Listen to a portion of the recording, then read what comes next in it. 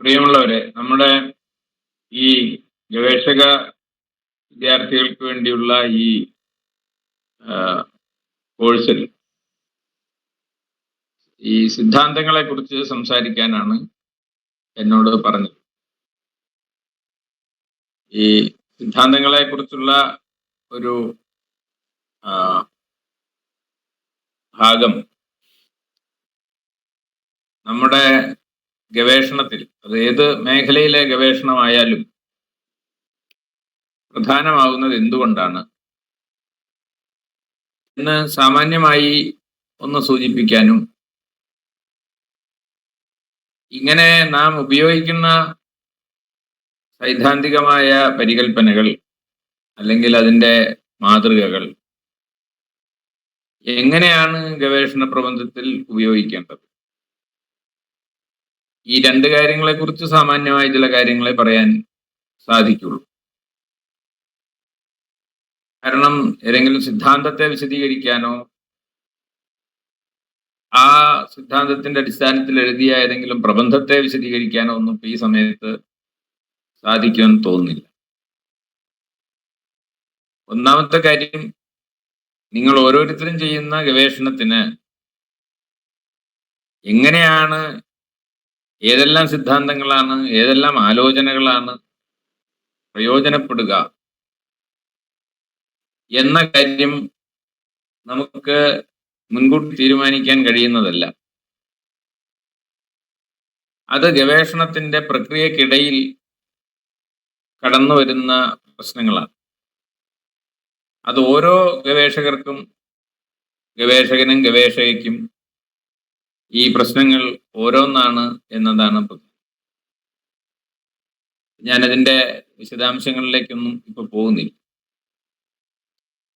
ഒരർത്ഥത്തിൽ പറഞ്ഞാൽ, ഞാൻ സാഹിത്യം പഠിക്കുകയും പഠിപ്പിക്കുകയും ഒക്കെ ചെയ്ത ഒരാൾ എന്ന നിലയ്ക്കും അത്തരം ഗവേഷണ മേഖലയിലും അല്ലെങ്കിൽ അതുമായി ബന്ധപ്പെട്ട ഇന്ന് നമ്മൾ സംസ്കാര പഠനം എന്നൊക്കെ വിളിക്കുന്ന മേഖലയിലും നിർവഹിക്കപ്പെടുന്ന ഗവേഷണ പ്രബന്ധങ്ങളുടെ ഒരു പശ്ചാത്തലത്തിൽ നിന്നുകൊണ്ട് മാത്രമേ എനിക്ക് ഈ കാര്യങ്ങൾ വിശദീകരിക്കാൻ കഴിയൂ. സോഷ്യൽ സയൻസിലും മറ്റ് പഠന മേഖലകളിലും സിദ്ധാന്തങ്ങൾ ഉപയോഗിക്കുന്നതിനെ സംബന്ധിച്ചുള്ള കാഴ്ചപ്പാടിൽ വ്യത്യാസം ഉണ്ടാവും. നമ്മളെ സംബന്ധിച്ചിടത്തോളം ഈ സിദ്ധാന്തം എന്ന വാക്ക്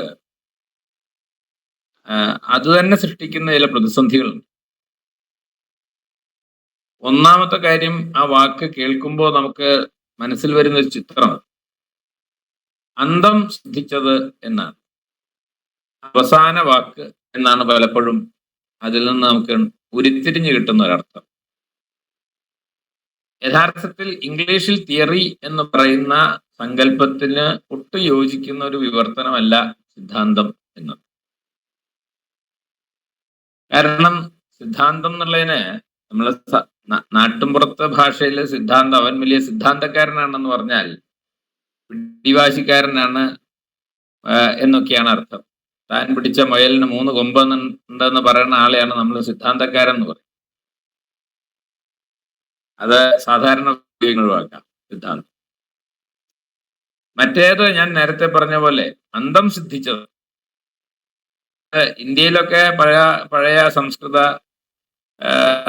ചിന്തയിലും മറ്റും അത്തരം ചില ആലോചനകളുണ്ട്. അവസാന വാക്ക് എന്ന് പറയുന്ന ഒരു കൺസെപ്റ്റ് ഉണ്ട്. പക്ഷേ അങ്ങനെ ഒരു അവസാന വാക്കല്ല നമ്മളിപ്പോ പറയുന്ന തിയറി എന്ന് പറയുന്നത്. അങ്ങനെ ഒരു അവസാന വാക്കില്ല.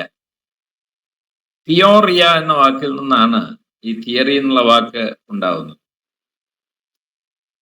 അപ്പൊ അതില് ആ വാക്ക് നമുക്ക് അറിയാവുന്നത് പോലെ ആ വാക്കിൽ നിന്ന് തന്നെയാണ് വാസ്തവത്തിൽ തിയേറ്റർ എന്ന വാക്കും ഉണ്ടാവുന്നത്. അപ്പൊ തിയറി എന്നുള്ള ഈ തിയോറിയ എന്നതിൻ്റെ അർത്ഥം കാണുക എന്നാണ്. പെർസീവ് ചെയ്യുക, കാണുക എന്നാണ് ശരിക്കും ആ വാക്കിന്റെ അർത്ഥം. അപ്പൊ അങ്ങനെ വരുമ്പോ ഈ കാണുക എന്ന് പറയുന്ന ഒരു പ്രക്രിയയെ പറ്റിയാണ് നമ്മൾ പ്രധാനമായിട്ടും ആലോചിക്കണം. അതാണ്. അപ്പൊ ഈ കാണുക എന്നുള്ള ഒരു പ്രക്രിയ, പ്രത്യേകിച്ചും ഗവേഷണത്തെ സംബന്ധിച്ച് പറയുമ്പോൾ അത് കുറെ കൂടി സങ്കീർണമായൊരു വാക്കാണ് കാണുക. ഇപ്പൊ തിയേറ്ററും അങ്ങനെ തന്നെയാണല്ലോ, കാണാനുള്ളത്. അപ്പൊ ഈ കാണുക എന്നുള്ള പ്രക്രിയയിൽ നിങ്ങൾ കാണിയുണ്ട്, കണിയുണ്ട്. കാണുന്ന സാധനവും കാണുന്നയാളും. കാണുന്നയാളും കണിയും അല്ലെങ്കിൽ കാണിയും കണിയും തമ്മിലുള്ള ബന്ധം, അവ തമ്മിലുള്ള ബന്ധത്തെ നിർണയിക്കുന്ന പല ഘടകങ്ങളുണ്ട്. ആ ഘടകങ്ങളെ കൂടി ഉൾക്കൊണ്ടുകൊണ്ടാണ് നമ്മൾ ഇതിനെ, ഈ കാഴ്ച എന്നുള്ള ആശയം അവതരിപ്പിക്കുന്നത്. നിങ്ങൾ എവിടെ നിന്ന് നോക്കുന്നു, നിങ്ങൾ എങ്ങനെയാണ് രൂപപ്പെട്ടു വന്നത്, നിങ്ങളുടെ കാഴ്ച തന്നെ എങ്ങനെയാണ് രൂപപ്പെട്ടു വന്നിരിക്കുന്നത്, നിങ്ങൾ നോക്കിക്കൊണ്ടിരിക്കുന്ന ഈ കണി, നിങ്ങൾ കാണുന്ന ആ വസ്തുവിനെ രൂപപ്പെടുത്തിയ സങ്കല്പങ്ങൾ എന്തൊക്കെയാണ്? അങ്ങനെ ചിന്തയിൽ തിയറി എന്ന് പറയുമ്പോൾ കണിയെയും കാണിയെയും രൂപപ്പെടുത്തിയ അതിൻ്റെ പശ്ചാത്തലങ്ങളും അവ തമ്മിലുള്ള ബന്ധത്തിന്റെ സ്വഭാവവും എല്ലാം ചേർന്നുകൊണ്ടാണ് ഈ സിദ്ധാന്തം എന്ന സങ്കല്പം ഉണ്ടാവുന്നത് എന്നർത്ഥം. ഞാൻ വളരെ സിമ്പിളായിട്ട് പറഞ്ഞാൽ, ഇപ്പൊ ഞാനൊരു വൈലോപ്പിള്ളിയുടെ അല്ലെങ്കിൽ വേറെ ആരുടെങ്കിലും ഒരാളുടെ കവിത വിശകലനം ചെയ്യുന്നു. അതേ കവിത ഒരു സ്ത്രീ വിശകലനം ചെയ്യുന്നു. അതേ കവിത മറ്റൊരു പശ്ചാത്തലത്തിൽ നിന്ന് വരുന്ന, ഒരു സബാൾട്ടൺ പശ്ചാത്തലത്തിൽ നിന്ന് വരുന്ന, സബാൾട്ടൺ എന്നുള്ളത് പല ഘടകങ്ങളെ ഉൾച്ചേർത്തിട്ടാണ് ഞാൻ ഒറ്റ വാക്ക് എന്നുള്ള നിലയ്ക്കാണ് സബാൾട്ടൺ എന്ന് പറഞ്ഞത്. അത് ഓരോന്നും വ്യത്യസ്തമാണ്.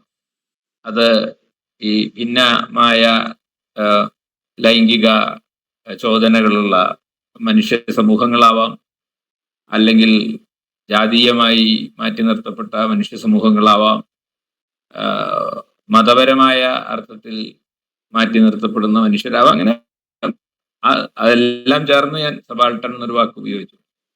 അതിലുള്ള ഏതെങ്കിലും ഒരു പ്രത്യേക കാഴ്ചയോടുകൂടിയ ഒരാൾ വൈലോപ്പിള്ളിയുടെ കവിതയെ സമീപിക്കുമ്പോൾ ഇവിടെയൊക്കെ ഈ കാഴ്ച മാറും. അതായത് ഈ കാണി മാറിക്കൊണ്ടിരിക്കും. അതിനനുസരിച്ച് നാം വായിക്കുന്ന പാഠം എന്ന് നമ്മൾ വിശേഷിപ്പിച്ച കൃതി, ഈ പറഞ്ഞ വൈലോപ്പിള്ളിയുടെ കൃതി പുതിയ പുതിയ പാഠങ്ങളെ ഉണ്ടാക്കിക്കൊണ്ടിരിക്കും. അപ്പൊ അതിനനുസരിച്ചെല്ലാം ഈ പറഞ്ഞ തിയറി എന്ന് പറയുന്നത് യഥാർത്ഥത്തിൽ മാറി വരുന്നു എന്നതാണ് അതിലേറ്റവും പ്രധാനപ്പെട്ട ഒരു കാര്യം. അതുകൊണ്ടാണ് ഞാൻ പറഞ്ഞത്, ഇത് ഈ കണിയും കാണിക്കും അനുസരിച്ച് മാറുന്ന ഒന്നാണ് തിയറി എന്ന് പറയുന്നത്. അതല്ലാതെ യൂണിവേഴ്സൽ ആയിട്ടുള്ള ഒരു സിദ്ധാന്തത്തെ പറ്റി ഏറ്റവും അവസാനത്തെ വാക്ക് എന്ന് പറയുന്ന മട്ടിലുള്ള ആശയങ്ങൾ ഇന്ന് ആ അർത്ഥത്തിൽ നിലനിൽക്കുന്നില്ല. ഇത് ഏറ്റവും പ്രധാനപ്പെട്ട ഒരു കാര്യമാണ്. അപ്പൊ ഇതിൽ ഓരോ ആളുകളും പാഠത്തെ നോക്കുമ്പോൾ ആ പാഠത്തെ മനസ്സിലാക്കാൻ വേണ്ടി ഉപയോഗിക്കുന്ന വിചാര മാതൃകകൾ വ്യത്യാസപ്പെട്ടിരിക്കും എന്നാണ് ഞാൻ പറഞ്ഞത്. അപ്പൊ ആ തിയോറിയ എന്നുള്ള വാക്കിൽ നിന്ന് നമുക്ക് ഇത്തരം കാര്യങ്ങളൊക്കെ മനസ്സിലാക്കിയെടുക്കാൻ കഴിയും. ഈ ഒരു ആപേക്ഷിക സ്വഭാവം, കണിയും കാണിയും തമ്മിലുള്ള റിലേറ്റീവ് ആയിട്ടുള്ള ഈ ഒരു റിലേഷൻ, അതിനെ ആസ്പദമാക്കിക്കൊണ്ടുള്ള ആലോചനകൾ, അതാണ് സമകാല ഗവേഷണത്തിൽ സൈദ്ധാന്തികമായ ചർച്ചകളിൽ പ്രധാനമായി വരുന്നത് എന്നാണ് ഞാൻ പറഞ്ഞതിന്റെ അർത്ഥം. അപ്പൊ ഇങ്ങനെ വരുന്നതോടുകൂടി ഞാൻ ഈ സിദ്ധാന്തങ്ങൾ എന്ന് പറയുന്ന സങ്കല്പത്തിലേക്ക് വരുമ്പോൾ ഈ ഒരർത്ഥത്തിൽ പറഞ്ഞാൽ നമ്മളെ ഒരു കാലം മുമ്പ് വരെ, അതായത് ഒരു 80കൾക്കോ അല്ലെങ്കിൽ 90കൾക്കോ മുമ്പൊന്നും ഞാൻ ഈ പറയുന്ന കാര്യങ്ങൾക്കൊന്നും വാസ്തവത്തിൽ നമ്മുടെ ഗവേഷണത്തിൽ വലിയ പ്രസക്തി ഉണ്ടായിരുന്നില്ല എന്ന ഗവേഷണ പ്രബന്ധങ്ങൾ സൂക്ഷ്മമായിട്ട് നോക്കിയാൽ നമുക്ക് മനസ്സിലാവും. പലപ്പോഴും അവര് ഉപയോഗിച്ചിരുന്ന പാരഡൈംസ് എന്ന് പറയുന്നത് എന്താണ്, ഒരുക്കി വെക്കപ്പെട്ട ചില മാതൃകകളിലേക്ക് അറിവിനെ വെട്ടിച്ചുരുക്കുന്ന ഒരു സമ്പ്രദായമാണ് ഉണ്ടായിരുന്നത്. ആ അർത്ഥത്തിലല്ല. ഇപ്പൊ ഉദാഹരണത്തിന് നമ്മള് VM കുട്ടീഷ്ണ മേനോൻ അദ്ദേഹത്തിന്റെ നടനകലയെ പറ്റിയുള്ള ഗവേഷണം നിർവഹിക്കുന്ന കാലത്ത് കലയെപ്പറ്റി അല്ലെങ്കിൽ സാമൂഹ്യ ജീവിതത്തെ പറ്റി ഉണ്ടാക്കിയിരുന്ന ചില പരികല്പനകൾ, ഫോക്ക്, ക്ലാസിക് എന്നൊക്കെ പറഞ്ഞിട്ടുള്ള ചില പരികല്പനകൾ, അത് കൊളോണിയൽ കാലഘട്ടത്തിലൊക്കെ ഉണ്ടായി വന്ന ചില ആശയങ്ങളാണ്. അതിനനുസരിച്ച് തന്റെ ഡാറ്റയെ പരിമിതപ്പെടുത്തുക എന്ന മട്ടിലായിരുന്നു കാര്യങ്ങൾ. അപ്പൊ നേരത്തെ പറഞ്ഞ പോലെ ചില സിദ്ധാന്തങ്ങൾ, ചില വിചാര മാതൃകകൾ ആദ്യമേ സെറ്റ് ചെയ്ത് വെച്ച് അതിലേക്ക് ഡാറ്റയെ കൊണ്ടുവന്ന് കെട്ടുന്ന ഒരു രീതിയാണ് ഈ നാം ഈ പറയുന്ന കൾച്ചർ സ്റ്റഡീസ് ഒക്കെ വരുന്നതിന് മുമ്പ് വരെ ഉണ്ടായിരുന്നു. ഇപ്പൊ കാൽപ്പനികതാവാദത്തിന്റെ സവിശേഷതകൾ അത് യൂണിവേഴ്സൽ ആയിട്ട് നമ്മൾ അംഗീകരിച്ചിട്ടുണ്ട്. ആ സവിശേഷതകൾ ചെങ്ങമ്പുഴയുടെ കവിതകളിൽ എങ്ങനെ കാണുന്നു? അപ്പോൾ സിദ്ധാന്തം ആദ്യം ഉണ്ടാക്കി, അല്ലെങ്കിൽ അതിനെ നമ്മൾ സാധാരണ പറയുന്ന ഈ ഇൻഡക്റ്റീവ് ഡിഡക്റ്റീവ് മെത്തേഡ് എന്ന് പറയുള്ളൂ, അതാണ്. അപ്പൊ അതില് ഒരർത്ഥത്തിൽ പറഞ്ഞാൽ ഒരു ഇൻഡക്ഷൻ പോലെ, അതായത് ഒരു യൂണിവേഴ്സൽ ട്രൂത്തിനെ നമ്മളൊരു പർട്ടിക്കുലറിനകത്തേക്ക് അപ്ലൈ ചെയ്യുക എന്ന് പറയില്ലേ, അതാണ്. ആ രീതിയിലാണ് പിന്നെ ഈ ആദ്യകാല ഗവേഷണം നിർവഹിക്കപ്പെട്ടു. എന്നാൽ ഇപ്പൊ നമ്മൾ അങ്ങനെയല്ല ചെയ്യുന്നത്. ഇപ്പൊ നമ്മൾ ചെയ്യുന്നത് ഓരോ നേരത്തെ ഞാൻ തുടക്കത്തിൽ പറഞ്ഞ പോലെ ഓരോ ഗവേഷണ പ്രബന്ധവും അതിന്റെ അന്വേഷണത്തിന്റെ സന്ദർഭങ്ങളിൽ പലതരം ആശയങ്ങളും പലതരം സങ്കല്പനങ്ങളും എല്ലാം ഉപയോഗിച്ചുകൊണ്ട് ഈ ഗവേഷണം തീരുന്നത് വരെ നമുക്ക് അതിന്റെ ഈ പറഞ്ഞ എന്ത് സിദ്ധാന്തം എന്ന് മുൻകൂട്ടി പറയാൻ കഴിയില്ല. മാർക്സിസം ഉപയോഗിക്കാം, സൈക്കോ അനലിറ്റിക്കൽ തിയറിയുടെ സംഗതികൾ ഉപയോഗിച്ചു എന്ന് വരാം, സോഷ്യോളജിക്കൽ തിയറീസ് ഉപയോഗിച്ചു എന്ന് വരാം. അങ്ങനെ നിങ്ങൾ ആദ്യം തന്നെ ഒരു തിയറി ഫിക്സ് ചെയ്തിട്ട് കാര്യങ്ങൾ കാണുകയല്ല ചെയ്യും. മറിച്ച് നമ്മൾ നമ്മുടെ പഠന ലക്ഷ്യത്തിലേക്ക് മുന്നേറുന്ന മുറയ്ക്ക് പലതരം പാഠങ്ങളും സങ്കല്പനങ്ങളും സിദ്ധാന്തങ്ങളും വന്ന് അതിങ്ങനെ നെയ്തെടുക്കുന്ന ഒരു പാഠമാണ് വാസ്തവത്തിൽ നമ്മുടെ സമകാല ഗവേഷണ പ്രബന്ധത്തിന്റെ ഒരു സ്വഭാവം എന്ന് പറയുന്നത്. അതുകൊണ്ട് അതിലെ പലതരം ആശയങ്ങളും പല സങ്കല്പനങ്ങളും കൂടും പാവും പോലെ നെയ്ത് ചേർക്കപ്പെട്ടിട്ടുണ്ടാവും. അതാണ് പുതിയ കാലത്തെ ഗവേഷണ പ്രബന്ധത്തിന്റെ ഒരു സ്വഭാവം എന്ന് പറയുന്നത്. അതുകൊണ്ട് ഇപ്പൊ ഡിസ്കോഴ്സ് അനാലിസിസ് പോലെയുള്ള പിന്നെ പട്ടാമ്പി കോളേജിൽ പല കുട്ടികളും ചെയ്യുന്നു. അതൊരു ഭാഷാശാസ്ത്രത്തിലെ ഏതെങ്കിലും ഒരു തിയറി നമ്മൾ മനസ്സിലാക്കിയ സാധനത്തിനകത്തേക്ക് കാര്യങ്ങളെ ചുരുക്കുന്ന മട്ടിലേക്ക് കൊണ്ടുവരാൻ കഴിയില്ല. മറിച്ച് ഡിസ്കോഴ്സ് അനാലിസിസ് തീർച്ചയായിട്ടും ലിംഗ്വിസ്റ്റിക്സിന്റെ ഭാഗമായിട്ടുള്ള കാര്യങ്ങളുണ്ട്. നേരത്തെ പറഞ്ഞ പോലെ തന്നെ അധികാരവുമായി ബന്ധപ്പെടുത്തി ഭാഷയെ മനസ്സിലാക്കുന്ന സങ്കല്പങ്ങളുണ്ട്. അതുകൊണ്ട് തന്നെ അതിന് സോഷ്യോളജിക്കൽ ആയിട്ടുള്ള ഡയമെൻഷൻസ് ഉണ്ട്. അപ്പൊ അങ്ങനെ വന്നു കഴിയുമ്പോൾ ലിംഗ്വിസ്റ്റിക് ആയ സോഷ്യോളജിക്കലായ പലതരം ആശയങ്ങളും പിന്നെ പരസ്പരം കടന്നു വരുന്ന ഒന്നാണ് ഡിസ്കോഴ്സ് അനാലിസിസ്. അപ്പൊ അങ്ങനെ അത് ഈ നിങ്ങളൊരു സംഭാഷണത്തിന്റെ സന്ദർഭം കളക്ട് ചെയ്ത് അത് വിശകലനം ചെയ്യാൻ ശ്രമിക്കുമ്പോഴായിരിക്കും നിങ്ങൾക്ക് എന്തെല്ലാം ആശയങ്ങൾ അതിനെ സപ്പോർട്ട് ചെയ്യുന്നതായിട്ട് ഉണ്ട് എന്ന് കണ്ടെത്താൻ കഴിയും. അവിടെയാണ്. അപ്പൊ ആ നിലയ്ക്ക് നമ്മൾ ഇന്ന് പറയുന്ന ഇന്റർ ഡിസിപ്ലിനാരിറ്റി എന്നൊക്കെ പറയുന്ന അർത്ഥത്തിൽ ആയാലും ശരി, ഈ എന്താണ് ഈ സങ്കല്പനപരമായിട്ടുള്ള ഈ പരസ്പരം കൊണ്ടും കൊടുത്തും നാം ഉണ്ടാക്കിയെടുക്കുന്ന വിചാര മാതൃകകളായാലും ശരി, അവിടെയൊക്കെ നമ്മൾ കാണുന്നത് ഈ മുൻകൂട്ടി തീരുമാനിക്കപ്പെട്ട ഒരു സിദ്ധാന്തത്തിനകത്തേക്ക് നമ്മുടെ ദത്തത്തെ ചുരുക്കുകയല്ല പുതുകാല ഗവേഷണം ചെയ്യുന്നത് എന്നാണ് ഞാൻ പറഞ്ഞത്. അങ്ങനെ വരുമ്പോൾ ഈ ഗവേഷണ പ്രബന്ധത്തിനകത്ത് ഏത് തിയറി എന്നതിനേക്കാൾ ഇന്ന് പ്രധാനം ഏത് താക്കോൽ വാക്കാണ് നിങ്ങൾ ഉപയോഗിക്കാൻ പോകുന്നത് എന്നായി. ഞാൻ ഈ കാര്യത്തെ പറ്റിയാണ് കുറച്ചും കൂടി ഗവേഷണം ചെയ്യുന്ന വിദ്യാർത്ഥികൾക്ക് പ്രായോഗികമായി കൂടുതൽ പ്രയോജനപ്പെടുന്ന ഒരു ഒരു ഭാഗം എന്നുള്ള നിലയ്ക്കാണ് ഞാനിത് പറയുന്നത്. താക്കോൽ വാക്കുകൾ എന്ന് പറയുന്നത് ഏത് സിദ്ധാന്തം എന്നതിനേക്കാൾ കുറെ കൂടി പിന്നെ സൂക്ഷ്മമായി ആലോചിക്കേണ്ട ഒരു കാര്യം. അതായത് ഇപ്പോ പിന്നെ നമ്മൾ പറയുന്ന ഉദാഹരണത്തിന് മെമ്മറി, ഓർമ്മ എന്ന് പറയുന്ന ഒരു വാക്ക്. ഈ ഓർമ്മ എന്ന് പറയുന്ന ഒരു വാക്ക് നിങ്ങൾക്ക് നിങ്ങളുടെ ഗവേഷണ പ്രബന്ധത്തിൽ ഒരു താക്കോൽ വാക്കായിട്ട് എടുത്താൽ അതിന് പല വഴികളിലൂടെ സഞ്ചരിക്കാൻ കഴിയും. ഇപ്പൊ ഉദാഹരണത്തിന് നമ്മുടെ ആത്മകഥയെ പറ്റി ഗവേഷണം ചെയ്യുന്ന ഒരു വിദ്യാർത്ഥിയെ സംബന്ധിച്ചിടത്തോളം അയാള് ഈ മെമ്മറി എന്നുള്ള ഒരു കാര്യം പിന്നാലെ പിന്തുടരണം. അപ്പൊ മെമ്മറിയെ കുറിച്ച് നേരത്തെ പറഞ്ഞ പോലെ സൈക്കോളജിക്കൽ ആയിട്ടുള്ള പഠനങ്ങൾ ഉണ്ടായിട്ടുണ്ട്, ലിറ്റററി സ്റ്റഡീസ് ധാരാളം ഉണ്ടായിട്ടുണ്ട്, ഫിലിം സ്റ്റഡീസിൽ ധാരാളം പഠനങ്ങൾ ഉണ്ടായിട്ടുണ്ട്, മെമ്മറിയെ പറ്റി ധാരാളം പഠനങ്ങൾ ഉണ്ടായിട്ടുണ്ട്. ഇപ്പൊ സനൽ മോഹനെ പോലുള്ള ചരിത്ര ഗവേഷകരും ഓർമ്മയെക്കുറിച്ച് ധാരാളം എഴുതിയിട്ടുണ്ട്. ഇപ്പൊ പൊയ്കയിലപ്പച്ചനെ പോലുള്ള ഒരാളെ കുറിച്ച് പഠിക്കുമ്പോൾ നിങ്ങൾക്ക് ഈ മെമ്മറി സ്റ്റഡീസ് വളരെ പ്രധാനമായിട്ട് വരും. അപ്പൊ മെമ്മറിക്കകത്ത് എന്തെല്ലാം ഉണ്ട്? മെമ്മറിക്കകത്ത് ട്രോമ, ഭയങ്കരമായിട്ടുള്ള നമ്മുടെ ഭൂതകാലത്തിൽ നമ്മൾ അനുഭവിച്ചിട്ടുള്ള വേദനകളും പീഡനങ്ങളും, അതിൻ്റെ ഓർമ്മകൾ, അതേപോലെ നമ്മുടെ കുട്ടിക്കാലത്തിന്റെ ഓർമ്മകൾ, ഓർമ്മയും സ്വത്വവും. അങ്ങനെ ഓർമ്മ എന്നുള്ള ഒരു സങ്കല്പത്തെ നിങ്ങൾക്ക് പലതുമായിട്ടും കണക്ട് ചെയ്യാൻ സാധിക്കും. ഓർമ്മയെ സ്വത്വബോധവുമായി കണക്ട് ചെയ്യാം, ഓർമ്മയെ നേരത്തെ പറഞ്ഞ പോലെ ട്രോമയുമായിട്ട് ബന്ധപ്പെടുത്താം, ഓർമ്മയെ ആഖ്യാനവുമായി ബന്ധപ്പെടുത്താം. അപ്പോ അങ്ങനെ വരുമ്പോ ഈ ഏത് തിയറി എന്നുള്ളതല്ല, ആഖ്യാനമായിട്ട് ഓർമ്മയെ ബന്ധിപ്പിക്കുമ്പോൾ നെററ്റോളജി ആയിട്ട് ബന്ധപ്പെട്ട കാര്യങ്ങളായിരിക്കും കടന്നു വരും. ഓർമ്മയെ നിങ്ങൾ പിന്നെ ഈ പറഞ്ഞ പോലെ ചരിത്രത്തിന്റെ ഒരു ആകരം എന്നുള്ള നിലയ്ക്ക് എടുക്കുമ്പോൾ എത്നോഗ്രഫിയുടെ ഒക്കെ മെത്തഡോളജിയും അതുമായി ബന്ധപ്പെട്ട സിദ്ധാന്തങ്ങളും ഒക്കെ ആയിരിക്കും കടന്നു വരിക.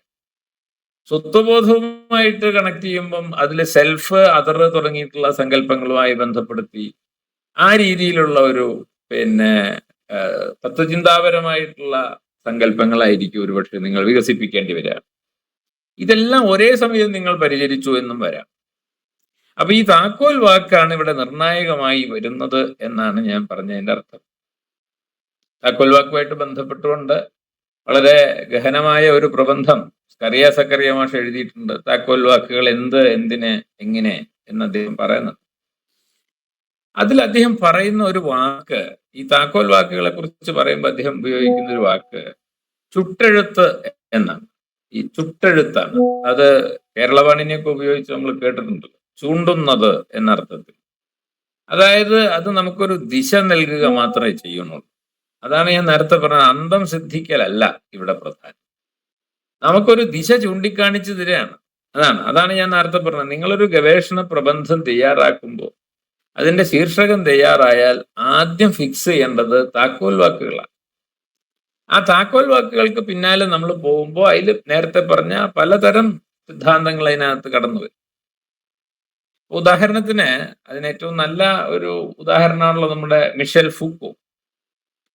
മിഷേൽ ഫൂക്കോ യഥാർത്ഥത്തില് പിന്നെ അദ്ദേഹം നമ്മുടെ ഈ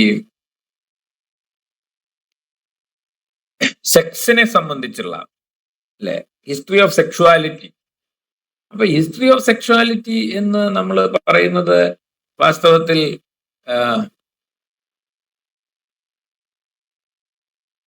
ഈ എന്താണ് ലൈംഗികതയുടെ ഒരു ചരിത്രം അദ്ദേഹം പറയാം.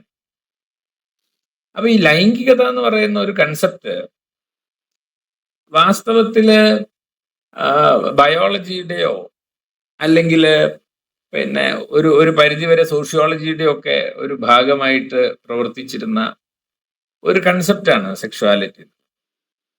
പക്ഷേ നമ്മുടെ ഫൂക്കോ കടന്നു വരുമ്പോഴേക്കും ഈ അദ്ദേഹം ഹിസ്റ്ററി ഓഫ് സെക്ഷുവാലിറ്റി എന്ന് പറയുന്ന സംഗതിയിലേക്ക് വരാം.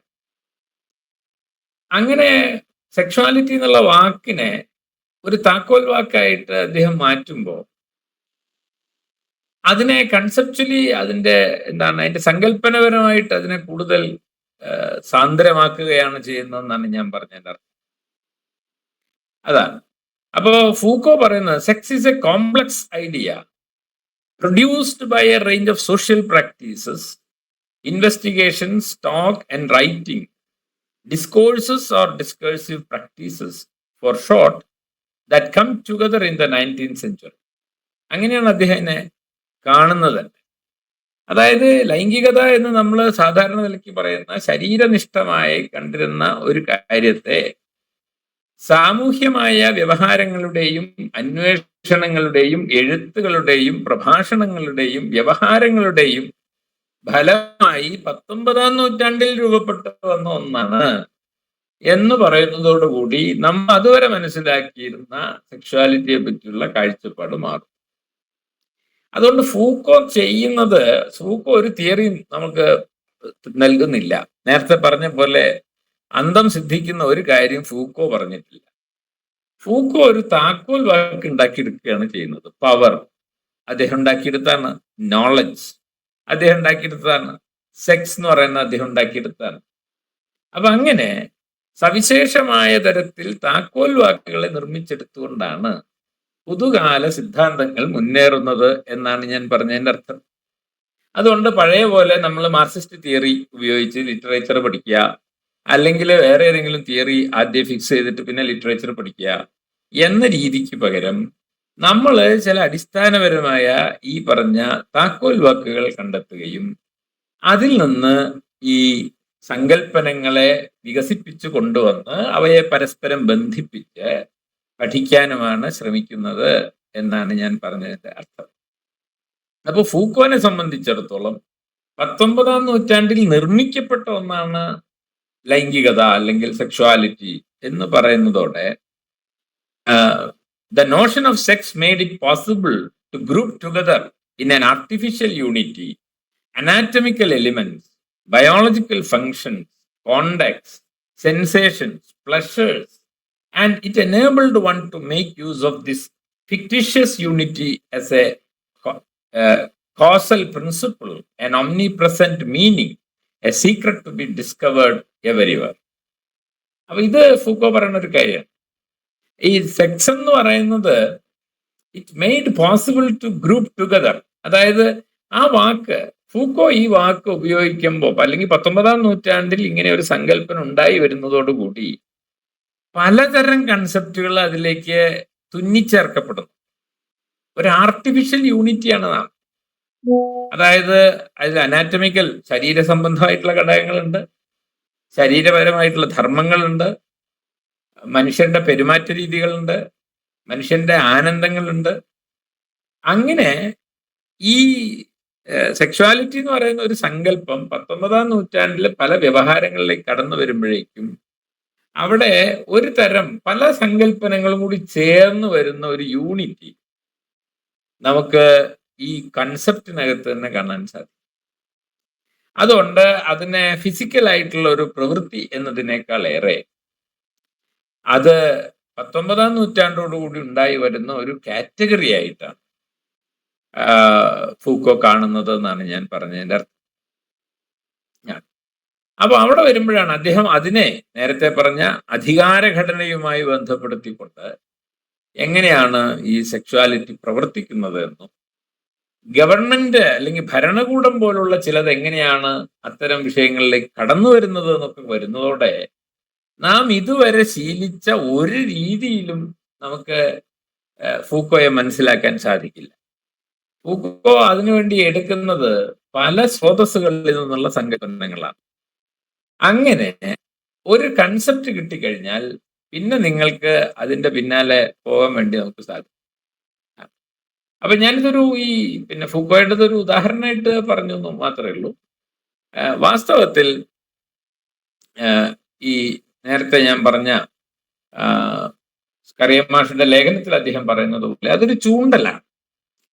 അത് ചൂണ്ടുന്നിടയോടുത്തന്നെ നമ്മൾ നടന്നു പോയാൽ നമ്മള് പല ഇടങ്ങളിൽ എത്തിച്ചേരും. അപ്പൊ ഒരു സംശയം വരാവുന്ന ഒരു കാര്യം, ഇപ്പൊ നമ്മൾ ഈ വിദേശത്തുള്ള ഫൂക്കോയെ പോലെ ലക്കനെ പോലെയൊക്കെ നമ്മൾ ഇപ്പൊ കുറച്ചു കാലമായിട്ട് കേട്ടുകൊണ്ടിരിക്കുന്ന ആളുകളുടെ ആശയങ്ങളിൽ മാത്രമേ ഇതുള്ളൂ എന്ന് പറയുന്നത് ശരിയല്ല.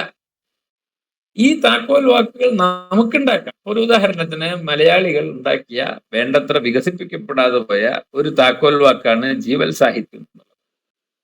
ജീവൽ സാഹിത്യം വാസ്തവത്തിൽ ഒരു താക്കോൽ വാക്കാണ്. ആ താക്കോൽ വാക്കിനെ പക്ഷെ അധികം വിപുലമായിട്ടൊന്നും അതിന്റെ പിന്നാലെ ആരും പോയിട്ടില്ല. അതൊരു പ്രത്യേക കാലഘട്ടത്തിലെ ഈ ചർച്ചാ വിഷയമായി അല്ലാതെ.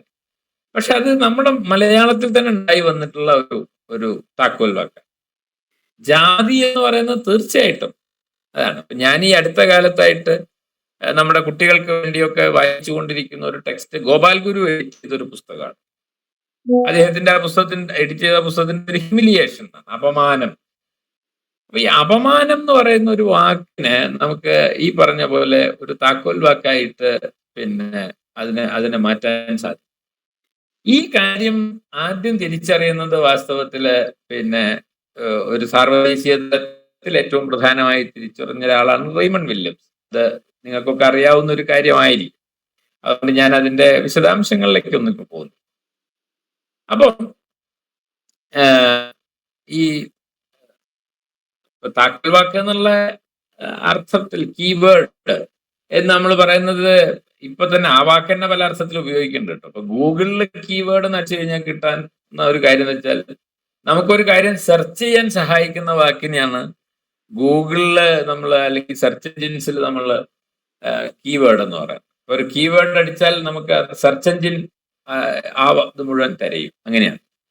അങ്ങനെ തിരഞ്ഞു കണ്ടുപിടിക്കാൻ കമ്പ്യൂട്ടറിനെ സഹായിക്കുന്ന വാക്ക് എന്ന അർത്ഥത്തിലാണ് താക്കോൽ വാക്ക് എന്ന പദം ഈ ഗൂഗിളിലൊക്കെ. അപ്പൊ ഗൂഗിളിൽ അടിച്ചു നോക്കിയാൽ തന്നെ നമുക്ക് ആദ്യം കീവേഡിന് കിട്ടുന്ന ഡെഫിനേഷൻ അതാണ്. എന്നാൽ റെയ്മണ്ട് വില്യംസ് ഉദ്ദേശിക്കുന്ന കീവേഡ് അതല്ല. അദ്ദേഹം കീവേഡുകൾ അവതരിപ്പിച്ചുകൊണ്ട് എഴുതിയ പുസ്തകത്തിന്റെ പേര് നിങ്ങൾക്ക് അറിയുണ്ടാവും. Keywords a vocabulary of culture and society എന്നാണ് ആ പുസ്തകത്തിന്റെ പേര്. അപ്പം അതിനുശേഷമാണ് ആ പുസ്തകം പ്രസിദ്ധീകരിക്കപ്പെട്ടതിന് കൂടിയിട്ടാണ് ശരിക്കും പറഞ്ഞാൽ ഈ സാമൂഹ്യ ശാസ്ത്ര മാനവിക വിഷയങ്ങളിലൊക്കെ ഗവേഷണം ചെയ്യുന്ന ആളുകൾക്ക് ഈ സങ്കല്പനം കുറച്ചും കൂടി പിന്നെ കുറച്ചും കൂടി പരിചിതമായി തീർന്നു. ഇപ്പൊ നമുക്ക് എല്ലാവർക്കും താക്കോൽ വാക്ക് എന്ന് പറഞ്ഞാൽ ഗവേഷണം ചെയ്യുന്നവർക്കൊക്കെ അറിയാം. പക്ഷെ ഞങ്ങളൊന്നും സത്യം പറഞ്ഞ ഞങ്ങൾ റിസർച്ച് ചെയ്യുന്ന കാലത്ത് പോലും അത്തരം ഒരു കൺസെപ്റ്റ് ഒന്നും വേണ്ടത്ര വികസിച്ചു കഴിഞ്ഞിരുന്നില്ല. പക്ഷെ ഇപ്പോ അങ്ങനെയല്ല. ഇപ്പൊ നമ്മളൊരു ഗവേഷണ പ്രബന്ധം എഴുതുമ്പോൾ ആദ്യം അതിന്റെ സംഗ്രഹം എഴുതി അടിയിൽ താക്കോൽ വാക്കുകൾ എന്ന് വേണമെന്ന് നമ്മളെ റെഫറേറ്റ് ജേണലുകളിലൊക്കെ പറയുന്നുണ്ട്. അപ്പൊ അത് നമുക്ക് വലിയൊരു ഒരു വഴികാട്ടിയാണ് ഈ താക്കോൽ വാക്ക് എന്ന് പറയുന്നത്. അതാണ് ഞാൻ നേരത്തെ ചുട്ടെഴുത്ത് എന്നുദ്ദേശിച്ചത്. അപ്പൊ അങ്ങനെ നോക്കിക്കഴിഞ്ഞാൽ ഈ റെയ്മണ്ട് വില്യംസിന്റെ ഈ താക്കോൽ വാക്കുകൾ കീവേഡ്സ് എന്നുള്ള പുസ്തകം വരുന്നത് 76-ലാണ്. പിന്നീട് അദ്ദേഹം പിന്നെ ഏതാണ്ട് 88-ല് അതിന്റെ ഒരു 2ാം പതിപ്പ് പ്രസിദ്ധീകരിക്കുമ്പോൾ ഒരു 21 വാക്കുകൂടി കൂട്ടിച്ചേർക്കുന്നുണ്ട്. പിന്നീട് ഈ ഒരു പിന്നെ സങ്കല്പനം കുറച്ച് വിപുലീകരിക്കുകയും പലരും കീവേഡ്സ് ഇറക്കാൻ തുടങ്ങുകയും ചെയ്തു.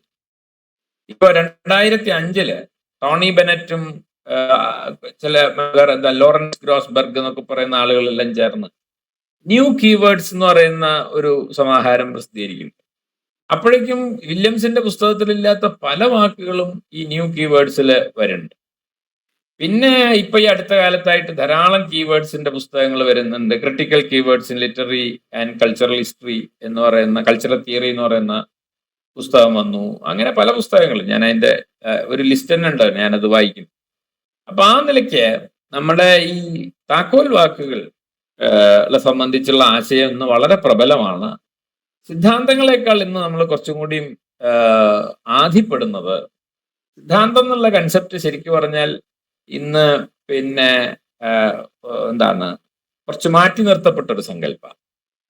ആ സിദ്ധാന്തങ്ങൾ ഈ പറയുന്ന കീവേഡ്സിനകത്തെല്ലാം ധാരാളം സിദ്ധാന്തങ്ങളും സങ്കല്പനങ്ങളും വരുന്നുണ്ട്. പക്ഷെ താക്കോൽ വാക്കാണ് നമുക്ക് ഇന്ന് കുറെ കൂടി പ്രധാനമായി വരും. ഈ കീവേഡ്സ് പ്രസിദ്ധീകരിക്കാൻ റെയ്മണ്ട് വില്യംസിനെ പ്രേരിപ്പിക്കുന്ന ഒരു സന്ദർഭം വളരെ പ്രധാനമാണ്. ഞാൻ അതൊന്ന് പറയും. അതെന്താന്ന് വെച്ചാൽ ഈ സോവിയറ്റ് യൂണിയനില് നിങ്ങൾക്കറിയാലോ, അവിടുന്നാണ് ഈ മാർക്സിസ്റ്റ് ആശയങ്ങളൊക്കെ ധാരാളമായിട്ട് വരുന്നത്. റെയ്മണ്ട് വില്യംസും ഒരർത്ഥത്തിൽ മാർക്സിസ്റ്റ് ആയിരുന്നു. പക്ഷേ സോവിയറ്റ് യൂണിയൻ പിന്തുടർന്നിരുന്ന ഈ മാർക്സിസ്റ്റ് സമീപനം സംസ്കാരത്തെ മനസ്സിലാക്കുന്നതിന് തീർത്തും അപര്യാപ്തമാണ് എന്ന് മനസ്സിലാക്കിയിരുന്ന ഒരാളാണ് റെയ്മണ്ട് വില്യംസ്. അതുകൊണ്ട് അദ്ദേഹം പറഞ്ഞത്, എന്റേത് സാംസ്കാരിക ഭൗതികവാദമാണ്, കൾച്ചറൽ മെറ്റീരിയലിസമാണ് ഞാൻ ഫോളോ ചെയ്യുന്നത്. അതല്ലാതെ സോവിയറ്റ് യൂണിയൻ പറയുന്ന പോലെ ഈ സാമ്പത്തികമായ ഉൽപാദന ബന്ധങ്ങളും ഉൽപാദന ശക്തികളും ഒക്കെയാണ് സമൂഹത്തിലെ എല്ലാ കാര്യങ്ങളും നിയന്ത്രിക്കുന്നത് എന്ന മട്ടിൽ പിന്നെ വസ്തുതകളെ കാണുന്ന അല്ലെങ്കിൽ അതിനെ പരിശോധിക്കുന്ന നമ്മളിപ്പോ ക്ലാസിക്കൽ മാർക്സിസം, അതൊക്കെ എത്ര ശരിയായ വാക്കുകളൊന്നുമല്ല, എന്നാലും തെറ്റായ രീതിയിലാണെങ്കിൽ നമ്മൾ ഉദ്ദേശിക്കുന്ന ചില കാര്യങ്ങളുണ്ടല്ലോ, ഈ സാമ്പത്തികമായ കാര്യങ്ങളിൽ ഊന്നൽ നൽകുന്ന മാർക്സിസ്റ്റ് സമീപനം. അതിന് പകരം സംസ്കാരത്തിന് അതിൻ്റെതായിട്ടുള്ള ഒരു ഓട്ടോണമി ഉണ്ടെന്നും അതുകൊണ്ട് തന്നെ അത് പിന്നെ എന്താണ് ഈ ആ ഓട്ടോണമി, ഈ സംസ്കാരത്തിന്റെ ഓട്ടോണമി ഉള്ളത് കൊണ്ട് തന്നെ സംസ്കാരത്തിനകത്ത് പലതരം സംഘർഷങ്ങളും പരിണാമങ്ങളും സംഭവിക്കുന്നുണ്ട് എന്നൊക്കെയുള്ള ആശയം. അങ്ങനെയാണ് സാംസ്കാരിക ഭൗതികവാദം എന്നുള്ളൊരു ആശയത്തിലേക്ക് വരുന്നത്. ഇതിൽ 1956 സോവിയറ്റ് യൂണിയൻ ഹംഗറിയെ വളരെ നിഷ്ഠുരമായി അടിച്ചമർത്തുന്ന ഒരു യുദ്ധമൊക്കെ നടക്കുന്നു. അതിന് ഏറ്റവും നിശിതമായി വിമർശിച്ച ഒരാളായിരുന്നു വില്യംസ് ആണ്. അങ്ങനെ ഈ ഉൽപാദന വ്യവസ്ഥയിലും അധികാരത്തിലും ഊന്നിയിട്ട് മാർക്സിനെ വിശദീകരിക്കാൻ നടത്തിയ ശ്രമമാണ് ആത്യന്തികമായി സോവിയറ്റ് യൂണിയനെ ഈ പറയുന്ന വയലൻസിന്റെ വഴിയിലേക്ക് പോകാൻ പ്രേരിപ്പിച്ചതെന്നൊക്കെ വില്യംസ് പറയുന്നു. അങ്ങനെയാണ് അദ്ദേഹം ലോങ് റെവല്യൂഷൻ എന്ന് പറയുന്ന ഒരു പുസ്തകത്തിലേക്ക് എത്തിച്ചേരുന്നത്. ദീർഘവിപ്ലവം എന്ന് പറയുന്ന അദ്ദേഹത്തിന്റെ പുസ്തകം. അതായത് 18ാം നൂറ്റാണ്ട് മുതൽ താൻ ജീവിച്ചിരിക്കുന്ന കാലം വരെയുള്ള യൂറോപ്പിൽ നടന്ന ഈ ലോങ് റെവല്യൂഷൻ, ആ റെവല്യൂഷൻ വിശദീകരിക്കാൻ നാം പിന്തുടരേണ്ടത് ഈ സംസ്കാരത്തിന്റെ എവല്യൂഷനാണ്. സാംസ്കാരിക ഭൗതികവാദത്തിലെ വെളിച്ചത്തിൽ മാത്രമേ നിങ്ങൾക്ക് ലോങ് റെവല്യൂഷൻ, അല്ലാതെ അതുവരെ നമ്മൾ റെവല്യൂഷനെ പറ്റി പറയുമ്പോൾ അത് അധികാരത്തെ അട്ടിമറിക്കുന്ന പിന്നെ സമരങ്ങളെയാണ് നമ്മൾ വിപ്ലവങ്ങൾ എന്ന് വിളിച്ചിരുന്നത്. എന്നാൽ ലോങ് റെവല്യൂഷൻ എന്നുള്ളത് സാംസ്കാരിക മേഖലയിൽ നിർവഹിക്കപ്പെടുന്ന ദീർഘകാലത്തെ മാറ്റങ്ങളെ സൂചിപ്പിക്കാനാണ് വില്യംസ് ലോങ് റെവല്യൂഷൻ എന്ന ആശയം കൊണ്ടുവരുന്നത്.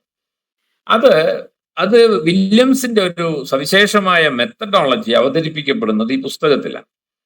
അങ്ങനെ സംസ്കാരത്തെ അതിന്റെ സമഗ്രതയിൽ വിശദീകരിക്കാനാണ് വില്യംസ് ശ്രമിക്കുന്നത്. അപ്പം ഈ സംസ്കാരത്തെക്കുറിച്ച് നമ്മൾ എപ്പോൾ പ്രതിപാദിക്കുമ്പോഴും അതിനകത്തെ വൈരുദ്ധ്യങ്ങളാണ് വില്യംസ് ശ്രദ്ധിക്കുന്നത്. ആ വൈരുദ്ധ്യങ്ങളാണ് സംസ്കാരത്തെ ചലിപ്പിക്കുകയും പരിണമിപ്പിക്കുകയും ചെയ്യുന്നത്. ആ പരിണാമത്തിനകത്ത് മനുഷ്യന് ഇടപെടാൻ സാധിക്കും എന്നതാണ് പ്രധാനം. അതാണല്ലോ ഒരു മാർക്സിസ്റ്റ് പൊസിഷൻ എന്ന് പറയുന്നത്. അപ്പൊ സംസ്കാരം എന്ന് പറയുന്നത് സംഘർഷങ്ങൾ നിറഞ്ഞ ചലനാത്മകമായ പരിണാമിയായ ഒന്നാണ് എന്ന് സങ്കല്പിക്കുകയും ആ പരിണാമത്തിൽ ഗുണപരമായ രീതിയിലോ അല്ലാതെയോ ഇടപെടാൻ മനുഷ്യന്റെ ഏജൻസിക്ക് ശേഷിയുണ്ട് എന്നും റെയ്മണ്ട് വില്യംസ് വിശദീകരിച്ചു. അങ്ങനെ വരുമ്പോ ഈ സാംസ്കാരിക മേഖലയിൽ നടക്കുന്ന ഈ സംഘർഷങ്ങൾക്കകത്ത് ഇടപെടാൻ ബുദ്ധിജീവികളായിട്ടുള്ള ആളുകളെ സഹായിക്കുക എന്ന ലക്ഷ്യത്തോടു കൂടിയാണ് റെയ്മണ്ട് വില്യംസ് വാസ്തവത്തിൽ കീവേഡ്സ് എന്ന് പറയുന്ന പുസ്തകം പ്രസിദ്ധീകരിക്കുന്നത്. അല്ലാതെ നമ്മളെ ഗവേഷകർക്ക് ഗവേഷണം ചെയ്യാൻ വേണ്ടിയിട്ടല്ല. അപ്പോൾ അദ്ദേഹം പറയുന്നത് എന്താണെന്ന് വെച്ചാൽ, പലപ്പോഴും നമ്മളൊരു വാക്ക് ഉപയോഗിക്കുമ്പോൾ ആ വാക്ക് ആരാണ് കൊണ്ടുവരുന്നത്, അതെങ്ങനെയാണ് ഉപയോഗിക്കപ്പെട്ടിട്ടുള്ളത്, അതിനെന്തെല്ലാം അർത്ഥപരിണാമങ്ങളാണ് സംഭവിച്ചിട്ടുള്ളത് എന്നൊന്നും മനസ്സിലാക്കാതെ നിങ്ങളൊരു വാക്ക് ഉപയോഗിക്കുമ്പോൾ പലപ്പോഴും അത് നിങ്ങൾ എന്തിനെയാണോ എതിർക്കാൻ ശ്രമിക്കുന്നത് അതിനെ തന്നെ പുനരുൽപാദിപ്പിക്കും എന്ന ഭീഷണി റെയ്മണ്ട് വില്യംസ് പറയുന്നു. അങ്ങനെ കീ വേർഡ് എന്ന് പറഞ്ഞാൽ ആ വേർഡിന്റെ, ആ വാക്കിന്റെ ധ്വനികളിലേക്കും അതിൻ്റെ ഒരു നിരുക്തത്തിലേക്കും അത് ചരിത്രത്തിൽ കടന്നു പോകുന്ന വഴികളിലേക്കും ഒക്കെ സഞ്ചരിച്ചുകൊണ്ടാണ് വാസ്തവത്തിൽ ഈ താക്കോൽ വാക്ക് എന്ന് പറയുന്ന ഒരു സങ്കല്പം റെയ്മണ്ട് വില്യംസ് കൊണ്ടുവരുന്നത്. അങ്ങനെ വരുമ്പോൾ അതിൽ ചരിത്രമുണ്ട്, അതിൽ സാമൂഹികതയുണ്ട്, അതിൽ ഭാഷാശാസ്ത്രമുണ്ട്. ഇതെല്ലാം കടന്നു വരുന്ന, അതിന്റെ എല്ലാം സഹായത്തോടു കൂടി ഒരു വാക്കിന്റെ ഉൽപ്പത്തിയും വികാസവും പരിണാമവും അതിന് സംഭവിച്ചിട്ടുള്ള മറ്റ് മാറ്റങ്ങളും ഇതെല്ലാം സൂചിപ്പിക്കുന്നതാണ് കീവേഡ് എന്ന് പറയുന്നത്. അപ്പൊ അദ്ദേഹം ഉപയോഗിച്ച കൾച്ചർ ഉൾപ്പെടെയുള്ള വാക്കുകളുടെ എൻട്രി നോക്കിയാൽ നിങ്ങൾക്ക് ഞാൻ ഈ പറഞ്ഞത് മനസ്സിലാവുമെന്നാണ് എനിക്ക് തോന്നുന്നത്. അപ്പോ അദ്ദേഹം പറയുന്ന ഒരു കാര്യം അത് ഇങ്ങനെയാണ്: സാമൂഹ്യ വിനിമയങ്ങളുടെ എല്ലാ ഉപാധികൾക്കുമേലെയും ഈ പറഞ്ഞ പോലെ ഇപ്പോ ദളിത് സാഹിത്യം ത്തിനകത്ത് ഗവേഷണം ചെയ്യുന്ന ഒരാള്, അല്ലെങ്കിൽ ഫെമിനിസ്റ്റ് സാഹിത്യത്തിനകത്ത് ഗവേഷണം ചെയ്യുന്ന ഒരാൾ, അപ്പൊ അതൊക്കെ വളരെ പ്രബലമായിട്ട് ചെയ്തുകൊണ്ടിരിക്കുന്നതുകൊണ്ടാണ് ഞാൻ അതൊക്കെ പറയുന്നത്. അവരെല്ലാം ചെയ്യുമ്പോൾ ശ്രദ്ധിക്കേണ്ട കാര്യം, ഈ പറയുന്ന ആശയങ്ങളെല്ലാം, ഇന്ന് നിങ്ങൾ ഉന്നയിക്കുന്ന എല്ലാ ആശയങ്ങളും നീതിയുമായി ബന്ധപ്പെട്ട ഒരു കാര്യമാണ്. അല്ലാതെ വെറുതെ ഒരു PhD പ്രബന്ധമായിട്ടല്ലല്ലോ നമ്മളിതൊന്നും കാണുന്നത്. കാരണം നിങ്ങൾ എന്തിനാണ് ഇപ്പോ ഈ പറഞ്ഞ ദളിത് സാഹിത്യവും ഫെമിനിസ്റ്റ് സാഹിത്യവും പരിസ്ഥിതി സാഹിത്യവും ഇതൊക്കെ എല്ലാവർക്കും പരിചയമുള്ള പറഞ്ഞ് ഏതാണ്ട് നമുക്ക് അത്രയും ഇതായി പോയ വാക്കുകളാണ്. അതുകൊണ്ടൊക്കെ തന്നെയാണ് ഞാനും ഉപയോഗിക്കുന്നത്. അപ്പൊ അങ്ങനെ ഇപ്പോ നേരത്തെ പറഞ്ഞ പുതിയ ഭിന്നമായ ലൈംഗിക ചോദനകളുള്ള ആളുകളും അങ്ങനെയെല്ലാം ആ നിലയ്ക്ക് ഇതെല്ലാം നമ്മൾ ഉൾപ്പെടുത്തുമ്പോ അവിടെയെല്ലാം നമ്മൾ ശ്രദ്ധിക്കേണ്ടത്, നമ്മൾ ഉപയോഗിക്കുന്ന വാക്കുകൾ പലപ്പോഴും ഇതിന് പ്രതിലോമകരമായ, ഈ നീതിയെ തന്നെ നീതിയെ നിഷേധിക്കുന്നതിനെതിരെയാണ് നമ്മൾ സംസാരിക്കാൻ പോകുന്ന തീസിസില്. പക്ഷെ ആ നീതി നിഷേധത്തിനെതിരെ സംസാരിക്കാൻ വേണ്ടി നമ്മൾ ഉപയോഗിക്കുന്ന വാക്കുകൾ പലപ്പോഴും അധികാരത്തിലിരിക്കുന്ന ആളുകളുടെ വാക്കുകളായിരിക്കും എന്നതാണ് പ്രശ്നം. അല്ലെങ്കിൽ അവര് കോയിൻ ചെയ്തതോ അവര് നിരന്തരം ഉപയോഗിക്കുന്നതോ ആയ വാക്കുകളായിരിക്കാം ഒരുപക്ഷെ നമ്മൾ ഉപയോഗിക്കുന്നത്. അങ്ങനെ വാക്ക് ഉപയോഗിച്ചാൽ അതൊരു വാക്കല്ലേ എന്ന് തോന്നാം. അത് വാക്കിന്റെ മാത്രം പ്രശ്നമല്ല, അത് സങ്കല്പനങ്ങളുടെയും സങ്കല്പനപരമായ ചരിത്രത്തിന്റെയും ഒക്കെ പ്രശ്നമാണ്. അപ്പൊ അങ്ങനെ വരുമ്പോ ഇപ്പൊ ഇന്നലെ ഞാനൊരു ചെറിയൊരു കുറിപ്പ് ഒരു സാധനത്തിന് വേണ്ടി ഇങ്ങനെ വായിച്ചു. നേരത്തെ പറഞ്ഞ മെമ്മറി നരേറ്റീവ് ആൻഡ് സ്ലേവറി എന്ന് പറയുന്ന ഒരു ആർട്ടിക്കിളാണ്. അപ്പൊ അതിനകത്ത് പറയാൻ ശ്രമിക്കുന്ന ഒരു കാര്യം എന്ന് വെച്ചാൽ, വേർഡ്സ്വർത്തിന്റെ ഓർമ്മകളും ഈ പറഞ്ഞ ഒരു ആഫ്രിക്കയിലെ അടിമയുടെ ഓർമ്മകളും തമ്മിലുള്ള വ്യത്യാസത്തെ പറ്റി പറയുന്നു. അപ്പോൾ വേർഡ്സ്വർത്തിന്റെ ഓട്ടോബയോഗ്രഫിയിൽ, അദ്ദേഹത്തിന്റെ പ്രില്യൂഡ് എന്ന് പറയുന്ന കൃതിയിൽ അദ്ദേഹം തന്റെ കുട്ടിക്കാലത്തെയും അതിന്റെ ഓർമ്മകളെയൊക്കെ കൊണ്ടുവരാൻ ശ്രമിക്കുന്നു. അങ്ങനെ കൊണ്ടുവരാൻ ശ്രമിക്കുമ്പോൾ അത് അദ്ദേഹത്തിന്റെ സ്വത്വബോധത്തെ പ്രബലമാക്കുന്നുണ്ട് എന്നാണ് ഞാൻ വായിച്ച ഈ ടെക്സ്റ്റിനകത്ത് അവര് കണ്ടെത്തുന്ന ഒരു കാര്യം.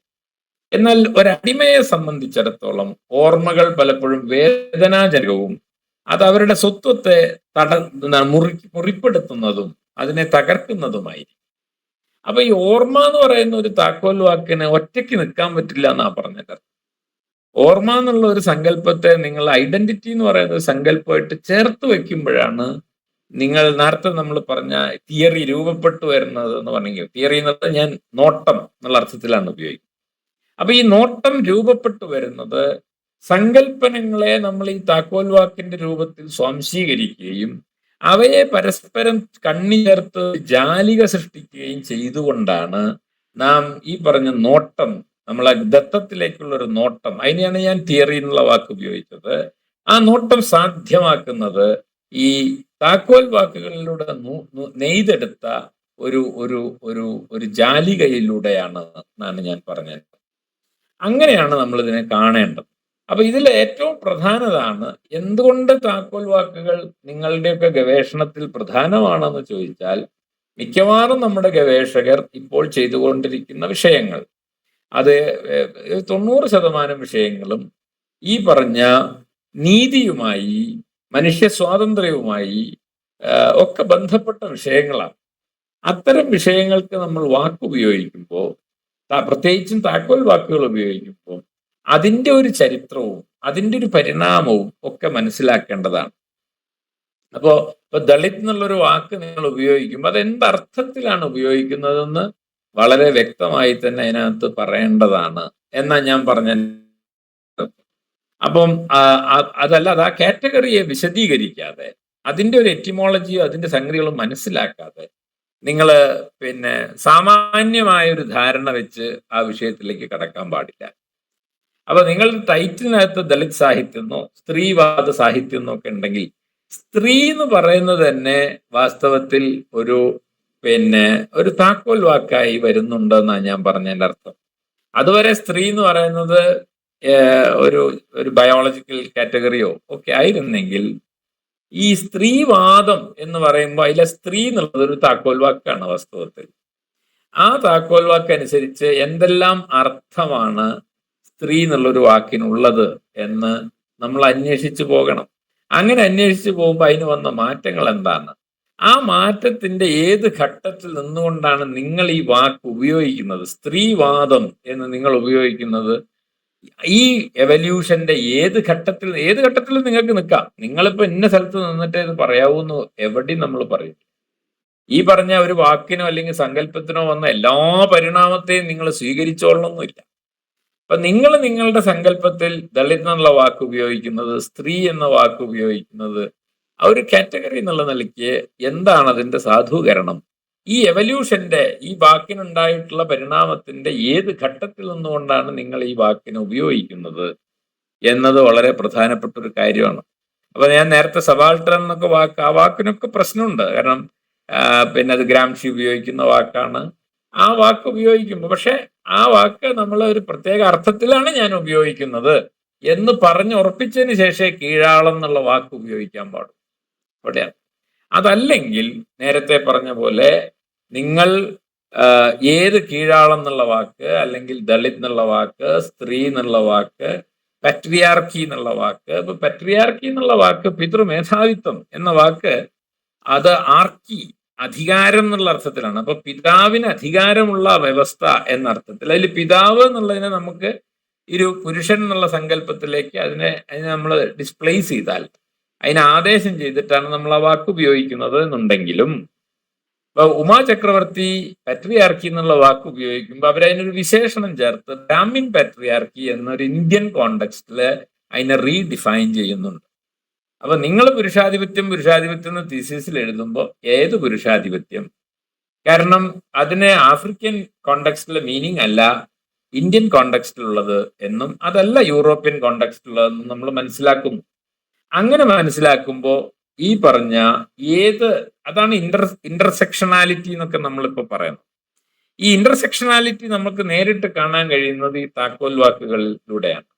ഈ താക്കോൽ വാക്കുകളിലൂടെ നമുക്ക് ഈ പറഞ്ഞ സങ്കല്പനപരമായ ഒരു ക്ലാരിറ്റി ഉണ്ടാക്കിയെടുക്കുകയും നമ്മൾ എവിടെ നിന്നാണ് നോക്കുന്നത് എന്ന് തീരുമാനിക്കുകയും ചെയ്യണം. ആ നോട്ടത്തിന്റെ പേരാണ് തിയറി എന്ന് പറയാം. അപ്പം നമ്മളുടെ നോട്ടം നമ്മൾ ഉറപ്പിച്ച് നമ്മൾ ആങ്കർ ചെയ്യുന്നത്, ഈ കപ്പലൊക്കെ നങ്കൂരിടുന്നത് പോലെ നമ്മളുടെ നോട്ടത്തിന്റെ സ്ഥാനത്തെ നമ്മൾ ഉറപ്പിക്കുന്നത് ഈ കീവേഡ്സിലൂടെയാണ്. അപ്പൊ അതാണ് ഏറ്റവും പ്രധാനം. അപ്പൊ ഞാനൊക്കെ ഈ കുട്ടികളുടെ കമ്മിറ്റിക്കൊക്കെ പോകുമ്പോൾ ഏത് തിയറി എന്നൊന്നും ഞാൻ അതിനകത്ത് കുട്ടികളോട് ചോദിക്കാറോ അവരോട് പറയണമെന്ന് ആവശ്യപ്പെടാറോ ഇല്ല. പക്ഷെ ഏത് താക്കോൽ വാക്ക് എന്നത് പ്രധാനമാണ്. ഇപ്പൊ ട്രൈബ് എന്നൊരു വാക്ക് നിങ്ങൾ ഉപയോഗിക്കുന്നു, ആദിവാസി എന്ന് നിങ്ങൾ ഉപയോഗിച്ചാൽ അതൊക്കെ വളരെ വളരെ വളരെ ക്രിട്ടിക്കൽ ആയിട്ടുള്ള വാക്കുകളാണ്. ആദിവാസി എന്ന് പറഞ്ഞാൽ അബോറിജിൻ എന്നാണ് അർത്ഥം. ഗോത്രം എന്ന് പറഞ്ഞാൽ അതിന് വേറെ അർത്ഥമാണുള്ളത്. അപ്പൊ നിങ്ങൾ ഈ വാക്കൊക്കെ ഉപയോഗിക്കുമ്പം അതൊരു താക്കോൽ വാക്കാണ്. അപ്പം ചില വാക്കുകളൊക്കെ കൊളോണിയൽ ആയിട്ടുള്ള സങ്കല്പനത്തിലൂടെ കടന്നു വന്നതാണ്. നിങ്ങൾ ആ അർത്ഥത്തിലാണോ അത് ഉപയോഗിക്കുന്നത് എന്ന് സ്പെസിഫൈ ചെയ്യണം. അതല്ല നിങ്ങൾ വേറെ ഏതെങ്കിലും ഒരു കൺസെപ്ച്വൽ ആയിട്ടുള്ള ഒരു സങ്കല്പനം അനുസരിച്ചാണോ നിങ്ങൾ എന്താണ് ഈ ആദിവാസി എന്നുള്ള വാക്ക് അല്ലെങ്കിൽ ട്രൈബ്, ഗോത്രം എന്നുള്ള വാക്കൊക്കെ ഉപയോഗിക്കുന്നത് എന്നുള്ളത് സ്പെസിഫൈ ചെയ്താൽ മാത്രമേ നിങ്ങൾ എവിടെ നിന്നാണ് നോക്കുന്നത് എന്ന് കൃത്യമായിട്ട് നമുക്ക് പറയാൻ സാധിക്കൂ എന്നാണ് ഞാൻ പറഞ്ഞതിൻ്റെ അർത്ഥം. അപ്പൊ ഈ രീതിയിലാണ് യഥാർത്ഥത്തിൽ ഞാൻ നേരത്തെ റെയ്മണ്ട് വില്യംസ് പറയുന്നത് ആക്ടിവിസ്റ്റുകൾക്ക് വേണ്ടിയാണ് ഞാൻ കീവേഡ്സ് ഉണ്ടാക്കിയത് എന്നും, നിങ്ങൾക്ക് ആശയപരമായ ഒരു മേൽക്കൈ ഒരു ചിന്തയുടെ മണ്ഡലത്തിൽ ലഭിക്കണമെന്നുണ്ടെങ്കിൽ ഈ പറഞ്ഞ സങ്കല്പനപരമായ വ്യക്തതയോടുകൂടിയുള്ള താക്കോൽ വാക്കുകൾ ഉപയോഗിക്കാൻ കഴിയേണ്ടതാണ് എന്ന് അദ്ദേഹം പറയുന്നുണ്ട്. വാസ്തവത്തിൽ ഈ റെയ്മണ്ട് വില്യംസിന് ഞാൻ ഒരു 5-10 മിനിറ്റ് കൂടി പറഞ്ഞു നിർത്താം. റെയ്മണ്ട് വില്യംസിന് ഈ ഒരു ആശയം കിട്ടുന്നത്, അപ്പൊ റെയ്മണ്ട് വില്യംസ് ഒക്കെ നമുക്കറിയാം റെയ്മണ്ട് വില്യംസ് അങ്ങനെ പ്രത്യേകിച്ച് തിയറി ഒന്നും അവതരിപ്പിച്ചിട്ടില്ല.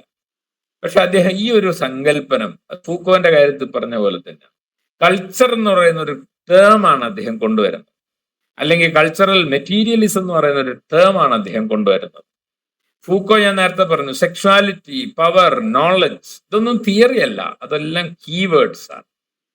അപ്പൊ അങ്ങനെ ഈ സമകാല സിദ്ധാന്തങ്ങൾ നമ്മൾ വിളിക്കുന്നത് വാസ്തവത്തിൽ ഈ താക്കോൽ വാക്കുകളെ പരസ്പരം ബന്ധിപ്പിച്ചുകൊണ്ട് നാം സൃഷ്ടിക്കുന്ന ഒരു നോട്ടസ്ഥാനത്തിന്റെ പേരാണ് തിയറി എന്നാണ് ഞാൻ പറഞ്ഞതിന്റെ അർത്ഥം.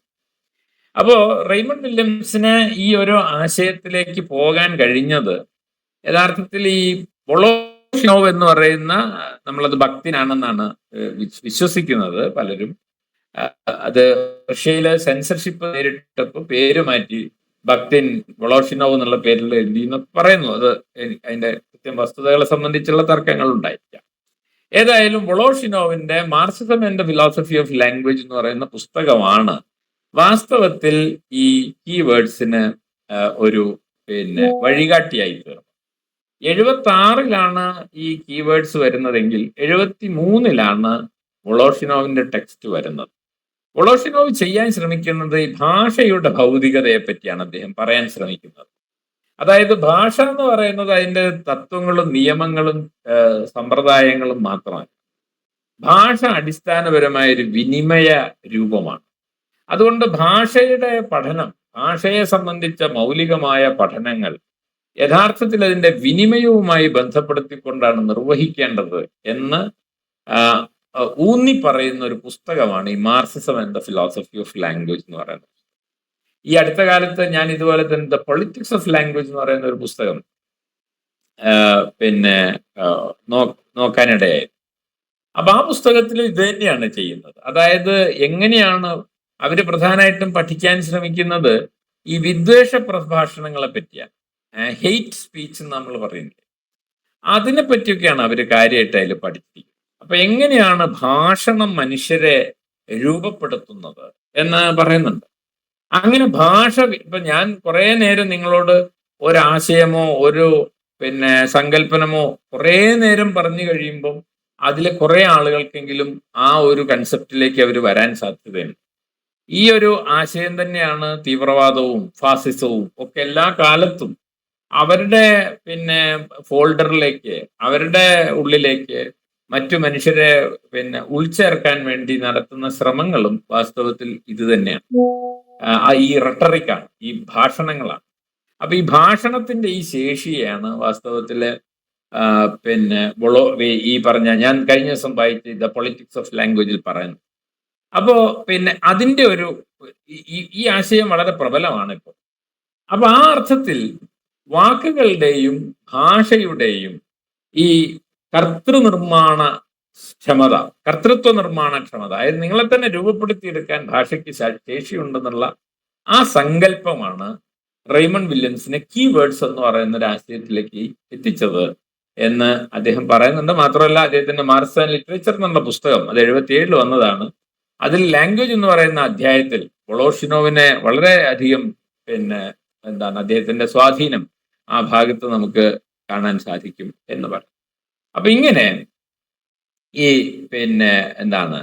ഈ വാക്കിന്റെ ബഹുസ്വരത ഈ സാമൂഹ്യ പരിണാമത്തിലേക്ക് കൂടി വിരൽ ചൂണ്ടുന്നുണ്ട് എന്നും സാമൂഹ്യ മാറ്റത്തിന്റെ ഏറ്റവും സംവേദനക്ഷമമായ സൂചകമാണ് വാക്ക് എന്നും, ഈ മാറ്റം, അതായത് സാമൂഹ്യ ചലനങ്ങളുടെ ഈ മാറ്റം വളർച്ചയുടെ ഒരു പ്രക്രിയയാണ്. അത് ഗണപരവും ക്രമികവുമായ ഈ വളർച്ചയുടെ മാധ്യമം വാക്കാണ് എന്നുമുള്ള ഒരു സങ്കല്പമാണ് ഈ താക്കോൽ വാക്ക് എന്ന് പറയുന്ന സങ്കല്പത്തിലുള്ളത്.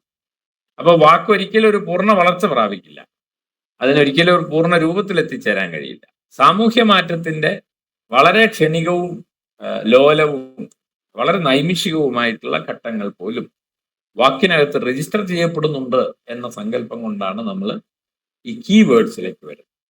അപ്പൊ അങ്ങനെ കീവേഡ്സ് ആണ് ഒരർത്ഥത്തിൽ സിദ്ധാന്തങ്ങളിലേക്ക്, ഇതിനർത്ഥം പറഞ്ഞ തിയറി എന്നുള്ള അർത്ഥത്തിൽ, നോട്ടം എന്നുള്ള അർത്ഥത്തിൽ നമ്മളെ ക്ഷണിക്കുന്നത് എന്നാണ് ഞാൻ പറഞ്ഞത്. അപ്പോ ഭാഷയാണ് വളരെ ഇതാണല്ലോ, ഭാഷയിലൂടെയാണ് ഒരാൾക്ക് ലോകം പ്രത്യക്ഷമാകുന്നത്. അപ്പം പിന്നെ മനുഷ്യന്റെ എല്ലാ വ്യവഹാരങ്ങളുമായി, തൊഴില്, അതുപോലെ എല്ലാ സങ്കല്പങ്ങളുമായിട്ടും പിന്നെ എന്താണ് അങ്ങനെ ഈ വാക്കിനെപ്പോഴും അങ്ങനെ മനുഷ്യന്റെ ഏതെങ്കിലുമൊക്കെ വ്യാവഹാരികതയായിട്ട് ബന്ധപ്പെട്ടുകൊണ്ടല്ലേ വാക്കിന് നിൽക്കാൻ കഴിയും. അങ്ങനെ വാക്ക് സ്വീകരിക്കുന്നതോടുകൂടി ഈ താക്കോൽ വാക്കിനെ നമ്മൾ ഉറപ്പിക്കുന്നതോടുകൂടി ബഹുവിധ വ്യവഹാരങ്ങളിലേക്ക് അത് നമ്മളെ കൊണ്ടുപോകും. അങ്ങനെയാണ് അത് ഇന്റർ ഡിസിപ്ലിനറി ഒക്കെ ആയി മാറുന്നത്. താക്കോൽ വാക്ക് എടുത്തു കഴിഞ്ഞാൽ നിങ്ങൾക്ക് ഇന്റർ ഡിസിപ്ലിനറി ആവാതിരിക്കാൻ കഴിയില്ല.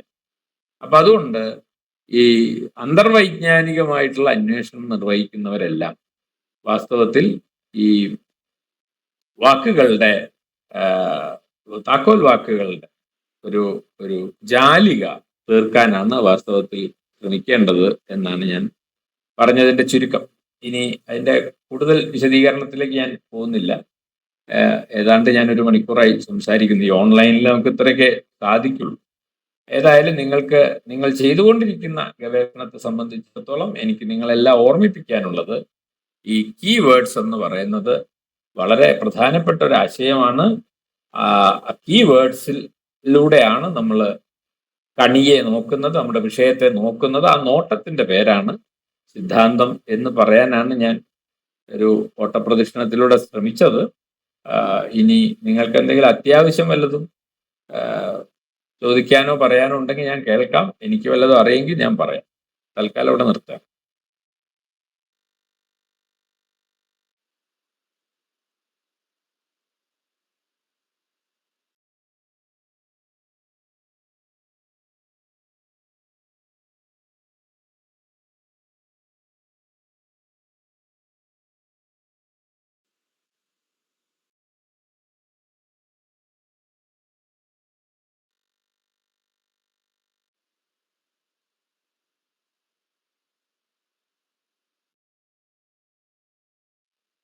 സന്തോഷേ,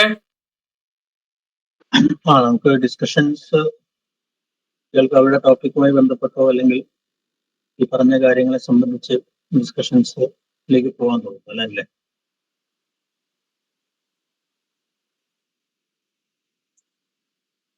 ചോദ്യങ്ങളുണ്ടെങ്കിൽ നിങ്ങൾ ചോദിക്കുക.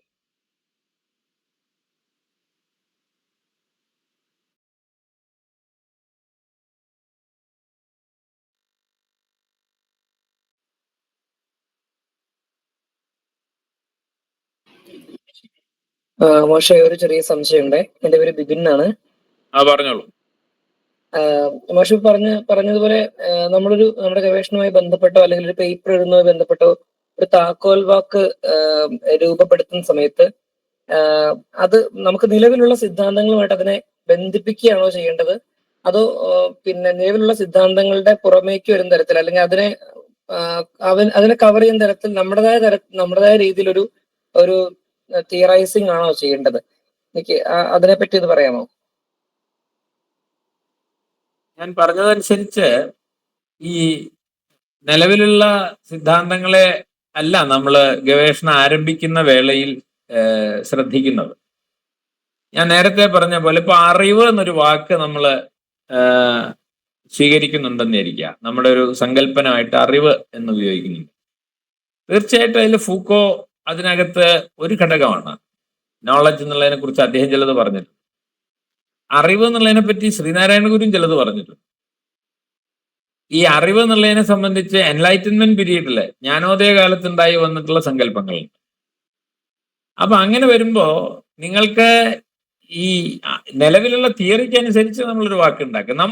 ഒരു വാക്ക് നമുക്ക് വിശകലനത്തിന് അപ്പോ എന്താണ് നിങ്ങൾ ആദിവാസികൾ നമ്മൾ വിളിക്കുന്ന അല്ലെങ്കിൽ ഗോത്ര വിഭാഗം എന്നോ ഒക്കെ വിളിക്കുന്ന ട്രൈബൽ ആയിട്ടുള്ള ഗണങ്ങളെ സംബന്ധിച്ച് ഞാൻ ഈ വാക്കൊക്കെ ഉപയോഗിക്കുമ്പോൾ ഒക്കെ എനിക്ക് ഈ പ്രോബ്ലം ഉണ്ട്. നമ്മൾ എന്തർത്ഥത്തിൽ അത് ഉപയോഗിക്കണം. അപ്പൊ നമ്മളിപ്പോ സാധാരണ നിലയ്ക്ക് നമ്മൾ ഉപയോഗിക്കുന്ന ഒരർത്ഥത്തിൽ തൽക്കാലം മനസ്സിലാക്കുക. അവരുടെ കൾച്ചറിനെ പറ്റി പഠിക്കുന്ന ഒരാളാണെന്ന് ഇരിക്കട്ടെ. ഇപ്പൊ കഴിഞ്ഞ ദിവസം ഒരാൾ അങ്ങനെ എന്നോട് സംസാരിച്ചിരുന്നു. അപ്പം പിന്നെ അവർക്ക് വേണ്ടെന്ന് വെച്ചാൽ അറിവിനെ പറ്റിയുള്ള അവരുടെ സങ്കല്പം എന്താണ്. അപ്പോ ഈ അറിവിനെ സംബന്ധിച്ചൊരു ഗോത്ര ജീവിതത്തിന്റെ സങ്കല്പം എന്താണ് എന്ന് അന്വേഷിക്കുമ്പോൾ അവിടെ ഈ അറിവ് എന്നുള്ളതിനെ എന്തെല്ലാം തരത്തിലാണോ നമ്മൾ മനസ്സിലാക്കിയത്, ആ മനസ്സിലാക്കിയതൊന്നും അതോ അവിടെ അതിന് പറ്റണമെന്നില്ല. വെറുതെ ഫൂക്കോ എന്നൊന്നും പറഞ്ഞ് അവിടെ പോയിട്ട് യാതൊരു കാര്യമില്ല. അപ്പൊ അങ്ങനെ വരുമ്പോ അറിവ് എന്നുള്ളൊരു സങ്കല്പത്തെ പറ്റി നമ്മൾ ഈ കാര്യങ്ങളൊക്കെ പക്ഷെ മനസ്സിലാക്കിയിരിക്കണം. എന്നിട്ട് നമ്മൾ ഈ പറഞ്ഞ ഒരു ഡാറ്റ പരിശോധിക്കുമ്പോൾ ഈ അറിവ് എന്നുള്ള താക്കോൽ വാക്കിനെ തന്നെ ഒരുപക്ഷെ നമ്മളൊരു പുതിയ ദിശയിലേക്ക് കൊണ്ടുപോവായിരിക്കും ചെയ്യുന്നത്. അത് പിന്നെ നമുക്കറിയാവുന്ന സങ്കല്പനങ്ങൾ ഉപയോഗിച്ച് അതിനെ മെരുക്കല്ല ചെയ്യുന്നത്. അതിൽ നിന്നൊക്കെ ഇത് എങ്ങനെയാ വ്യത്യാസപ്പെട്ടിരിക്കുന്നതെന്ന് പറയായിരിക്കും ഒരുപക്ഷെ നമ്മൾ ചെയ്യുന്നത്. അതുകൊണ്ട് നിലവിലുള്ള പക്ഷേ കൺസെപ്റ്റ് നമ്മൾ ഉറപ്പിച്ചു കഴിഞ്ഞാൽ അതുമായി ബന്ധപ്പെട്ട് വന്ന ചിന്തകളൊക്കെ അറിഞ്ഞിരിക്കണം.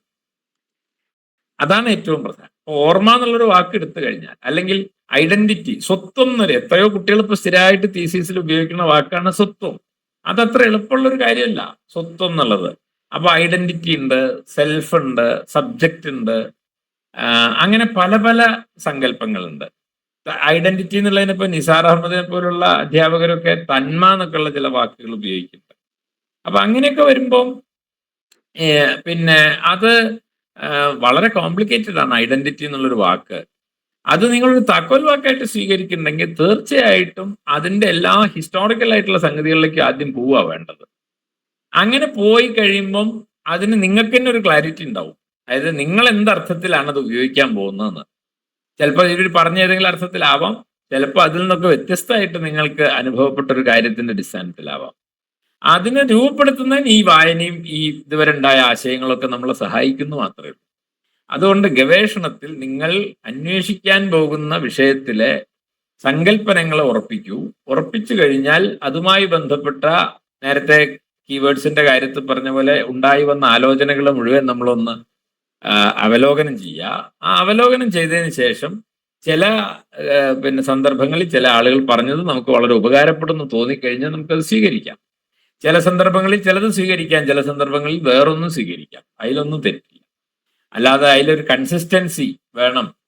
ഇപ്പൊ പണ്ട് അങ്ങനെയാണ്, ഫ്രോയിഡിന്റെ സിദ്ധാന്തം ഉപയോഗിക്കുമ്പോൾ ഫ്രോയിഡിന്റെ സിദ്ധാന്തം തന്നെ ഉപയോഗിച്ച് അവസാനം വരെ പോകണം നമ്മൾ പറയും. ഇത് അങ്ങനെയുള്ള ഒരു ബാധ്യത നമ്മളെ സംബന്ധിച്ചിടത്തോളം ഇപ്പൊ ഇല്ല. അൺകോൺഷ്യസിനെ പറ്റി പറയുന്ന സമയത്ത് ഫ്രോയിഡിനെ ഒരു പക്ഷെ നമുക്ക് ആവശ്യമായിട്ട് വരാം. എന്നാൽ ചില സമയത്ത് നമുക്ക് ഫ്രോയിഡിനെ കൊണ്ട് വലിയ കാര്യം ഉണ്ടാവില്ല.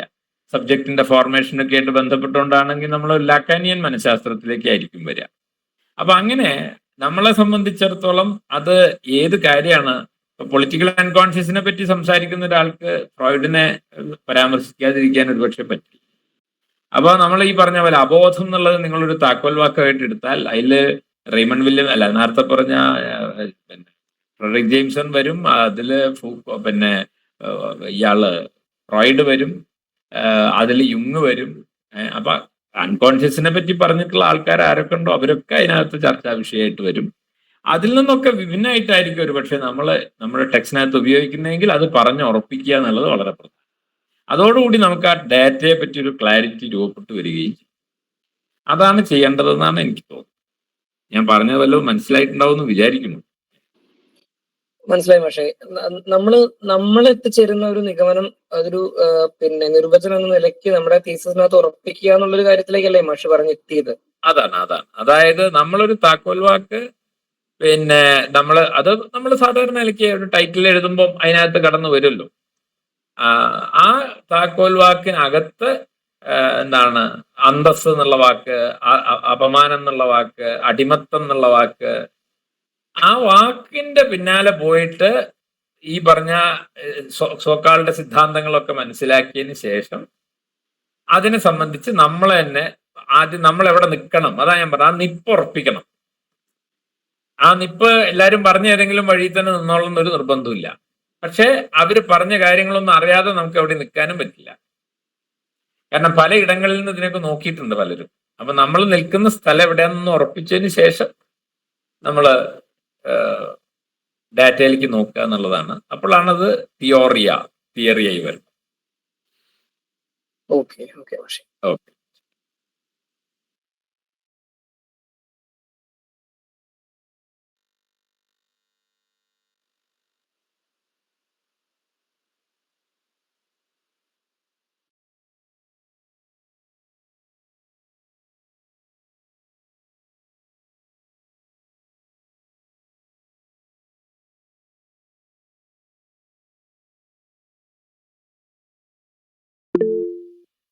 മാഷെ ഒരു കാര്യം ചോദിക്കട്ടെ.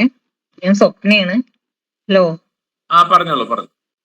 മാഷെ, താക്കോൽ വാക്കിനെ പറ്റിയിട്ടുള്ള 2-3 റെഫറൻസുകൾ ഒന്ന് പറഞ്ഞുതരുമോ? അതിനെ പറ്റി ഡീറ്റെയിൽ ആയിട്ടൊന്ന് വായിക്കാൻ വേണ്ടിയിട്ട്. നമ്മളിപ്പോ ഗവേഷണം ചെയ്യുമ്പോ ഇന്ന വീട് തെരഞ്ഞെടുക്കുമ്പോഴേ കുറച്ച് ബുക്കുകളുടെ പേര് പറഞ്ഞു തന്നിട്ടുണ്ടായിരുന്നില്ലേ? ഇതൊന്നുകൂടി പറയൂ. റെഫറൻസ്.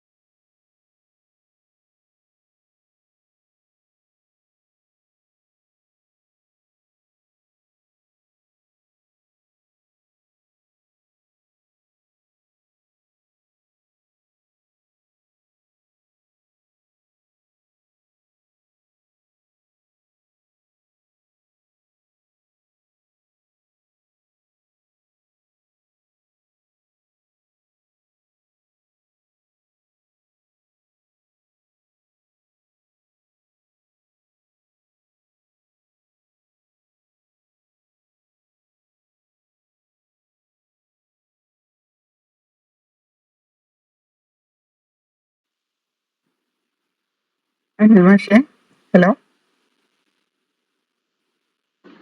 അനിലിന്റെ കണക്ഷൻ പോയതാണ്. ഞാൻ എന്റെ എന്തോ പ്രശ്നം വിചാരിച്ചു.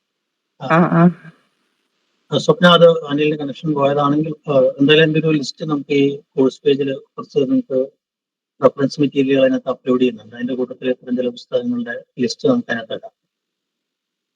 ഓക്കെ മാഷെ, താങ്ക് യു. ഓക്കെ.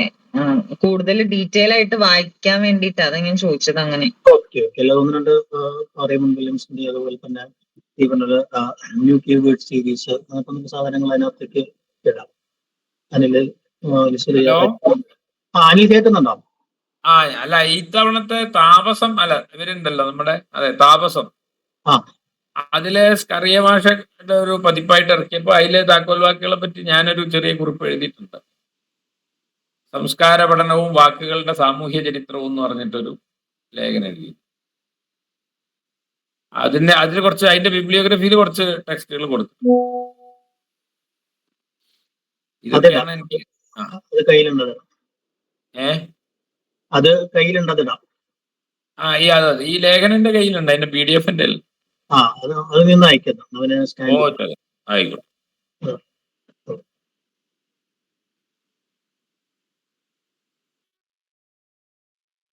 വേറെന്തെങ്കിലും?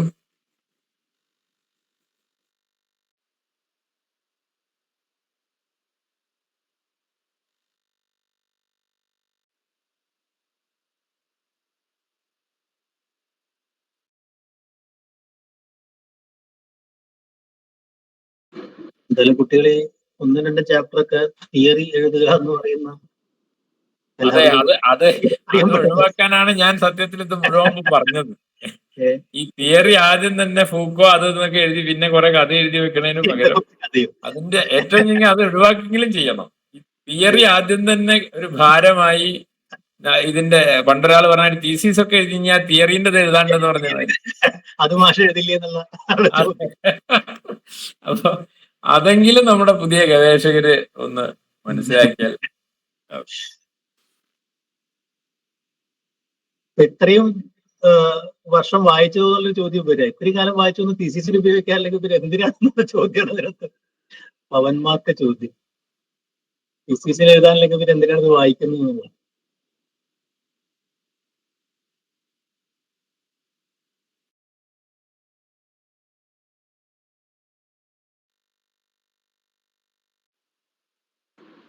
മറ്റൊന്നുമില്ലെങ്കിൽ നമുക്ക് അവസാനിപ്പിക്കാൻ തോന്നുന്നു. അല്ലെന്നുണ്ട്. അതെ മാഷെ. ഓക്കെ. അപ്പൊ അടുത്ത ദിവസം കാണാം. എല്ലാവർക്കും സന്തോഷം. ഓക്കെ. ശരി മാഷെ, താങ്ക് യു. Okay teacher.